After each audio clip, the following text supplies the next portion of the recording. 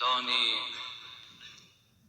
که سفید دم خروزی سحری،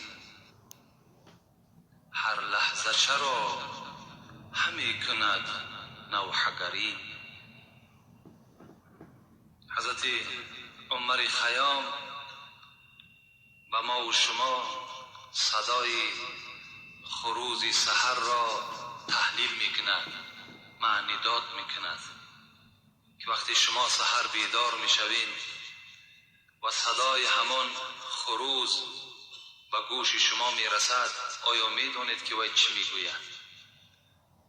اراده او چیست؟ فریاد زدن او چی معنا دارد؟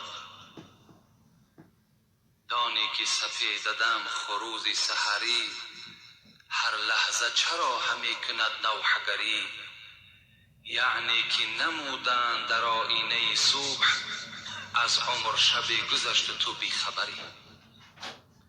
السلام علیکم و رحمت الله و برکاته. دامدار شیرین سخن درباره رباعیات های عالمگیر عمر خیام به ما جواب پره می داده. این رباعی چنین است: گر باده خوری تو با خیرتمندان خور، یا با صنمی لاله رخی خندان خور. بسیار مخور ویرد مکن فاش بساز، اندک خور و کم کم خور و پنهان خور. در این رباعی باده، می، شراب با کدام معنا شاعر گفته است؟ از نام مخلصی اشدی شما. اصطلاحاتی است مر ابدال را، که از آن نبود خبر غفال را. عارفان ما و شما میگد که همین ابدالای ما، ابدال گفته همون اولیاهایی که تخمین 70 نفر هستند، همونها در اصطلاحات خود، یعنی در استفاده کردن شعری خود، می، باده، جام، پیمانه، سبو استفاده میکنند. لیکن شما غفالا، شما غافل ها از معنای اون درک ندارین که اون چی میخواهد در شعر خود. خب حضرت مثنوی باشد، صاحب مثنوی حضرت جلال الدین رومی، یک روایت میارد که ان لله شرابا اعده للاولیاء اذا شربوا سکروا و اذا سکروا تابوا. پیغمبر از نام پیغمبر ما و شما رو یاد میکنه از برای خداوند شرابی هست. وقتی که همین شراب را برای اولیاهای خود آماده کرده است، وقتی همین اولیاها که شراب خوردن مست میشوند، وقتی که مست شدن در حالت مستی رجوع به سوی خدا میکنند، همون شراب می نوشند. این شرابی که آدمها را مست میکند، پلید میکند، افلاس میکند، این شراب نیست. حضرت حافظ میگوید المنة لله که دری میکده باز است، زان رو که مرا بر در او روی نیاز است. خمها همه در جوش و خروشند ز مستی، آن می که در آنجاست حقیقت نه مجاز است. از وی همه مستی و غرور است و تکبر، و از ما همه بیچارگی و عجز نیاز است. این شراب، این می که ما استفاده میکنیم، این بیچارگی است، میگد عاجزی ماست. اون می که مجازی است، اون می که در خمها می جوشد، از وی همه مستی و غرور است و تکبر. اون می هست که آدم تکبر می سازد، مغرور می سازد، پلید می سازد. این می ما اون می نیست، گفتن حضرت. عارفی دیگر چی می گوید؟ شراب عشق نبود زاب انگور، شراب عشق نبود زاب انگور، رهی نوشیدنش هم از گلو نیست. این شراب عشقی که ما بیان میکنیم، این آب انگور نیست میگوید، و رهی نوشیدنش هم با راه این گلو نیست. رهی نوشیدنش هم از گلو نیست.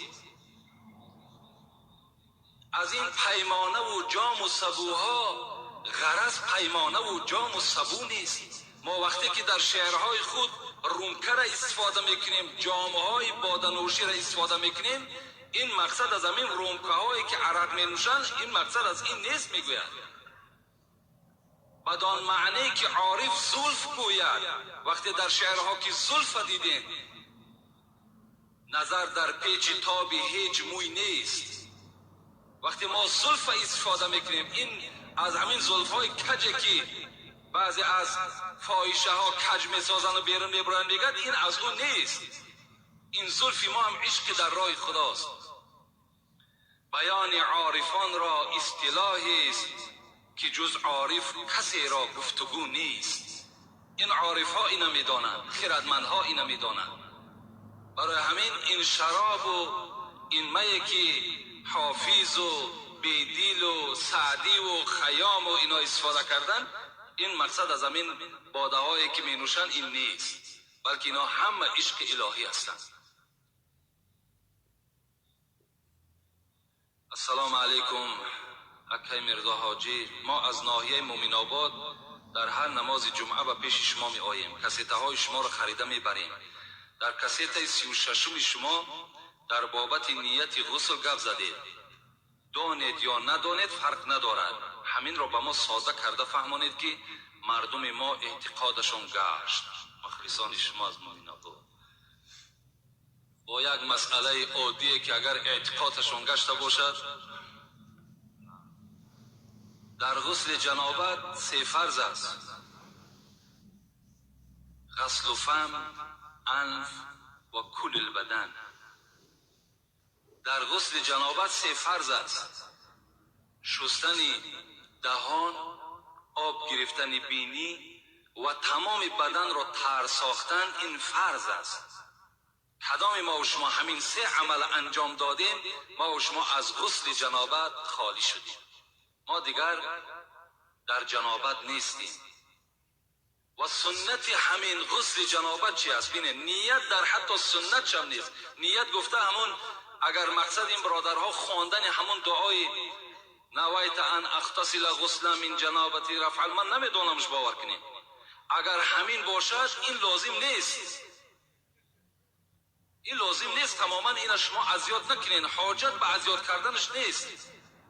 هیچ فرمایش، نه فرض نه سنت نه مستحب، در هیچ امر نیست. خلاص ممکن خیلی همون ملاهای همجا مختصر خان باشن، فرضا و سنت های همین غسل تماشا کنید، در هیچ کدام همین نیت آوردگی نیست.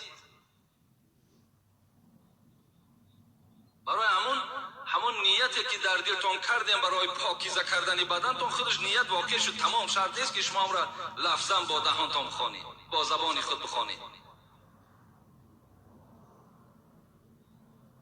و سنت شامل است که شما پیش از غسل جنابت باید که پیشاب و مثال حاجت خانه داخل شوین، همه را دور بسازین، آمده دست ها را شوین، یعنی طهارت کنین پیش از غسل جنابتتون، بغیر پای ها را شستن.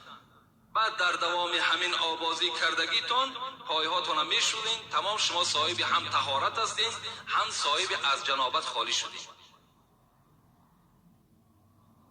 این نیت شرط نیست و لازم هم نیست. داملای شیرین سخن، من از شما خواهش دارم که سوال ما را با پرگی جواب گردونید. 23 فوریه یا 8 مارس در دین اسلام هست یا نه؟ همین رو ما چندین بارا گفتیم برادرای عزیز. یکی 1 ینور، یکی 23 فوریه، یکی 8 مارس، یکی 9 می. دیگر ایده‌هایی که هستند، اینا ایده‌های ملی هستند. ملی تاجیکستان ما و شما هستند که اینها را به قید میگیرند. اینا از اسلام ما نیستند. لیکن در تاجیکستان، در تمام دنیا این عید پیشواز گرفته می شود. چرا شما از 40 سوال نمیکنید؟ چرا از 7 سوال نمیکنید؟ چرا از 6 ماهگی سوال نمیکنید؟ چرا از 20 سوال نمیکنید؟ چرا از سال سوال نمیکنید؟ کجای کتاب در اینا هست؟